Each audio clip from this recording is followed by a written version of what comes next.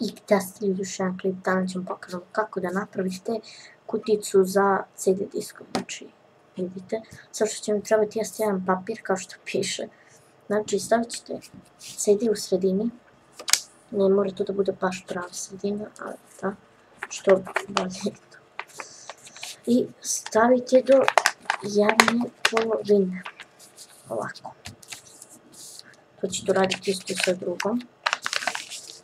Znači, sad ću vam pokažem kako bi to prilike trebalo da sad izgleda. O Bože, šta je sa ovom?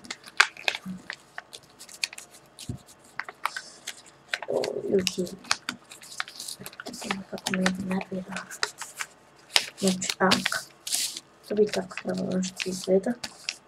Možete sad da izvedite CD disk. Ovako ćete, znači, da preklopite i podignut ćete. Kao što vidite, to bi ovako trebalo da izgleda.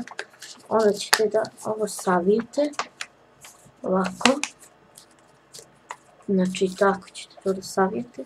Sad ćete uraditi sa drugom stranom. I kada ste to savili, ovako, što trebate jeste da uradite ovo. Tako. Vidi, skoro smo završili. Znači, sada ćete da napravite ovako, gore. Možete da ubacite disk. Da ga ubacimo lepo. Tako, kada ste ga ubacili, uzet ćete ovaj deo i to ćete ubaciti unutra. Tako. Ljudi, to je bilo to, znači kako da napravite kuticu za CD disk. Vidimo u sljedeći klip.